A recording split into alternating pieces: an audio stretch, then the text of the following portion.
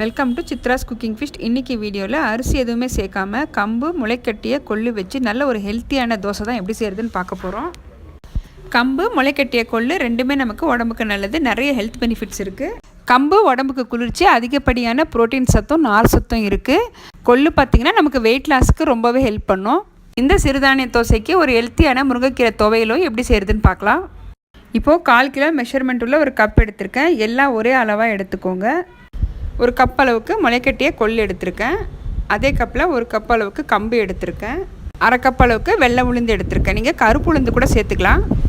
1 spoon அளவுக்கு வெந்தயம் எடுத்திருக்கேன். இப்போ இது எல்லாமே நம்ம ஒரு பாத்திரத்தில் சேர்த்துக்கலாம். ஃபஸ்ட்டு கம்பு 1/4 கிலோ சேர்த்துக்கிறேன். அதே கப்பில் 1/2 கப் அளவுக்கு வெள்ளை உளுந்து சேர்த்துக்கலாம். நல்லா ஒரு 2-3 தடவை தண்ணி விட்டு வாஷ் பண்ணி எடுத்துக்கலாம். கம்பில் நிறைய அழுக்கு தூசு இருக்கும், நல்லா வாஷ் பண்ணி எடுத்துக்கோங்க. இப்போ நல்லா சுத்தமாக வாஷ் பண்ணி எடுத்தாச்சு. இதில் 1 ஸ்பூன் அளவுக்கு வெந்தயம் சேர்த்துக்கிறேன். நல்ல தண்ணி சேர்த்துட்டு ஒரு 5-6 மணி நேரம் ஊற வச்சு எடுத்துக்கோங்க. கொள்ளு நம்ம ஊற வைக்க தேவையில்லை, ஆல்ரெடி நம்ம கொள்ளு முளைக்கட்டி எடுத்து வச்சுருக்கோம். இது ஊறினதுக்கப்புறம் பார்க்கலாம். இப்போ பார்த்தீங்கன்னா கம்பு உளுந்து ஒரு 6 மணி நேரம் நல்லா ஊறி இருக்குங்க. இப்போ நம்ம அரைச்சி எடுத்துக்கலாம். நான் மிக்சியில் அரைச்சி எடுத்துக்கிறேன். கம்மியான அளவாக எடுத்துருக்கிறதால நான் மிக்சியில் அரைச்சிக்கிறேங்க. நீங்கள் அதிகமாக எடுத்திங்கன்னா கிரைண்டரில் கூட அரைச்சி எடுத்துக்கலாம். சின்ன மிக்சர் ஜாரில் சேர்த்துட்டு நல்லா நைஸாக அரைச்சி எடுத்துக்கோங்க. இந்த பதத்தில் அரைச்சதை இப்போ ஒரு பாத்திரத்தில் சேர்த்துக்கலாம். இப்போ கம்பு உளுந்து 3 தடவை நான் அரைச்சி எடுத்தாச்சு. கடைசியாக நம்ம கொள்ளு சேர்த்துக்கலாம். கொள்ளு சேர்த்துட்டு நல்லா நைஸாக அரைச்சி எடுத்துக்கலாம். இப்போ எல்லாமே அரைச்சாச்சு. இப்போ இதுக்கு தேவையான அளவுக்கு நம்ம உப்பு சேர்த்துக்கலாம். உப்பு சேர்த்துட்டு நல்லா கை வச்சு கலந்துக்கலாம்.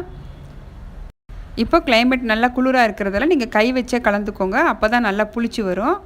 கலந்துட்டு க்ளோஸ் பண்ணி வைக்கலாம். ஒரு 6 மணி நேரம் ஊறட்டும்.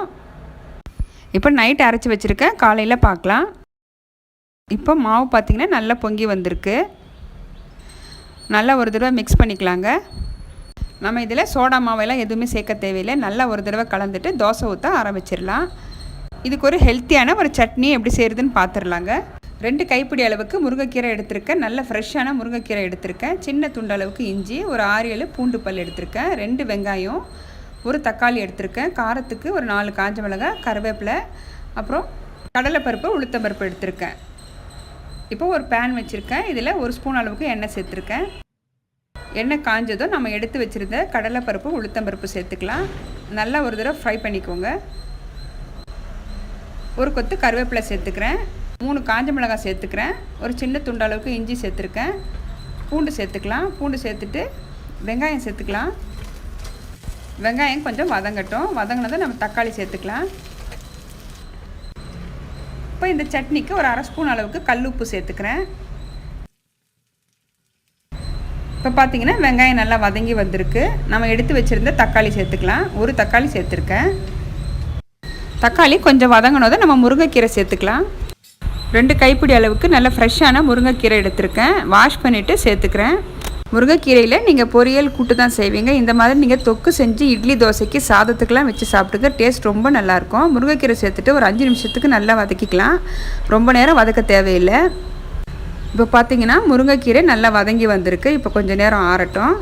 ஆறுனதை நம்ம அரைச்சி எடுத்துக்கலாம். இப்போ நம்ம வதக்குனது எல்லாமே நல்லா ஆறி வந்திருக்கு. மிக்ஸி ஜாரில் சேர்த்துக்கிறேன். தண்ணி கொஞ்சமாக விட்டு இந்த பதத்தில் அரைச்சி எடுத்துக்கோங்க. இந்த சட்னி ரொம்ப டேஸ்ட்டாக இருக்கும். இட்லி தோசை சாதத்துக்குலாம் ரொம்ப நல்லாயிருக்கும். கண்டிப்பாக மிஸ் பண்ணாமல் ட்ரை பண்ணுங்கள். இப்போ ஸ்டவ் ஆன் பண்ணி தோசை கல் வச்சுருக்கேன். கல் சூடாக இருக்குது. நம்ம தோசை ஊற்றிக்கலாம்.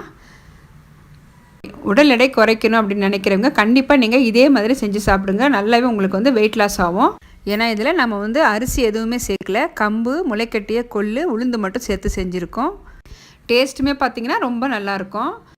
மேலே 1 ஸ்பூன் அளவுக்கு நெய் சேர்த்துக்கிறேன். நெய் வேண்டாம்னு நினச்சிங்கன்னா நீங்கள் எண்ணெய் கூட சேர்த்துக்கலாங்க.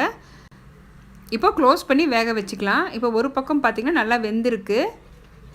அவ்வளோதாங்க, கம்பு கொள்ளு வச்சு தோசை இப்போ ரெடி பண்ணிட்டோம். இந்த தோசை நல்லா மொறுமொறுப்பாக சாப்பிட நல்லா டேஸ்ட்டாக இருக்கும். நம்ம சேனலில் பார்த்தீங்கன்னா நிறைய ஹெல்த்தி பிரேக்ஃபாஸ்ட் ரெசிபிஸ் நான் வீடியோஸ் போட்டிருக்கேன். நீங்கள் அது போய் பாருங்கள், உங்களுக்கு யூஸ்ஃபுல்லாக இருக்கும்.